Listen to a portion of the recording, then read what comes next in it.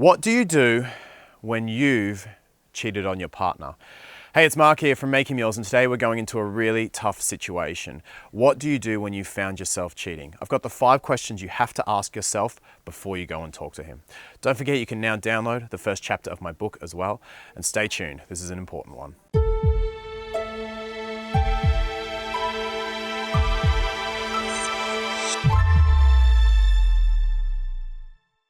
If you've just found yourself cheating on your partner, then there's probably a million thoughts running through your head right now.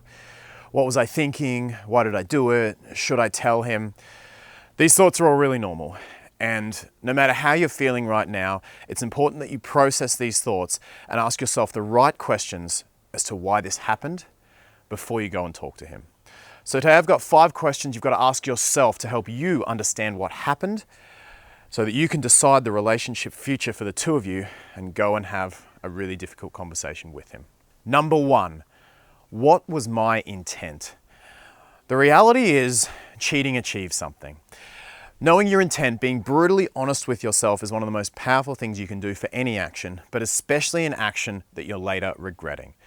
If you've cheated on your partner, it's on you to figure out what your intent was.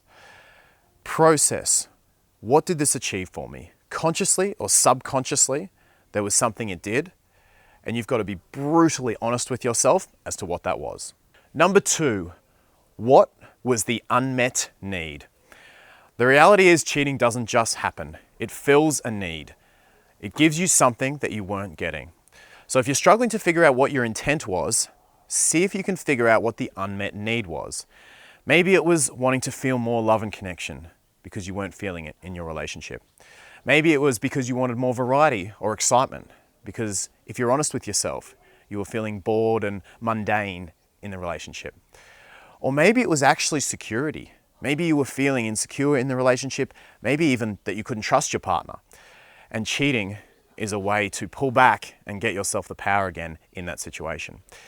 Whatever the unmet need was, aim to identify it so that you can have this tough conversation with your partner and know what's going on. Number 3. What fears drove my behavior? So this is a really important question. There's fears operating for all of us.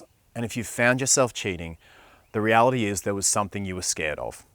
So aim again to have that self-awareness and figure out what that fear was. What was the fear that led to you cheating instead of simply ending the relationship? Why not just end it first? What was the fear that meant that whatever the unmet need was, wasn't communicated to your partner? What was the fear in communication?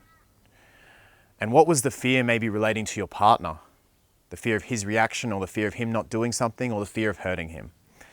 Identify the underlying fear or fears that led to the cheating, and you'll be able to have a much more honest conversation with him. Number 4, ask yourself, is this the right man to start a new relationship with? This is a fundamentally important question to ask yourself anytime you found yourself cheating. Notice I didn't say, do I want to rebuild the relationship, or do I want to keep going with this man? The reality is, once cheating has occurred in a monogamous relationship, your relationship is over. Now that sounds harsh, but it's actually a good thing, because it's pretty clear that you weren't happy in your relationship as it stands. So the question isn't, do I want to continue the old relationship? The question is, do I want to build a new one with this man, with what we've learned and the knowledge from this incident, and go on to be a better couple together? Ask yourself, is this the right man to do that? Realistically, cheating highlights incompatibilities between the two of you. There's things there that aren't matching right now, and that's why the old relationship has to be over. So have a look at those incompatibilities. Is this the right man to start a new one with? The reality is, if incompatibilities led to cheating, he may not be. Now, your instincts are probably telling you, get back with him, sort it out, make it happen. But the reality is, the braver decision might be that there's more compatible men for you out there. So really have a think to yourself, what were the incompatibilities that led to this happening? And are we compatible enough that this is still the right man to start a new relationship with? Number 5, if your answer is yes, ask yourself, am I accepting of the problems that I will have to deal with to achieve this. If your goal is to start a new relationship with this man, then it's a goal like any other area of life. The problem is that most people, when they set goals, they just look at the end result. They look at what they want. They say, I want to lose 100 pounds, I want to climb Mount Everest. But they don't think about the problems, the actions that are needed to achieve that. If you want to lose 100 pounds, you have to accept the fact that you're going to go to the gym 6 days a week for a year or more. That's a big problem. Only if you're accepting of that problem will you achieve the end goal. If you want to climb Mount Everest, but you don't want the problem of walking uphill and you don't want the problem of being cold and walking up a bunch of smaller mountains, then Mount Everest might be a nice goal, but you're never going to achieve it because you're not accepting of all the problems that are going to go on along the way. So instead of asking yourself, do I want the end goal and the happy relationship again? Ask yourself, do I want to accept all the problems that will be involved in creating that? Do I want to accept the fact that this man's probably not going to fully trust me, potentially for a year or two?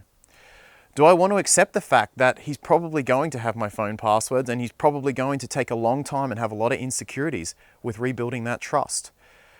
Do I want to accept the fact that he's probably going to be very reactive around guys anytime you're around guys for the next couple of years? There's a lot of problems that come with rebuilding trust in a situation like this. So ask yourself, do you want to accept potentially a year or two of all of these problems to build a new relationship with this man? Those are the 5 questions you must ask yourself if you've found yourself cheating. Now, don't leave it too long. You don't want to be dragging it out and procrastinating on having this conversation. But if this has happened, if you found yourself cheating, take a day, maybe a few, and find really solid answers to these questions. Once you have, and if you want to start a new relationship with this man, it's then time to talk to him. In an upcoming video, I'm going to show you how to do that and how to have this tough conversation.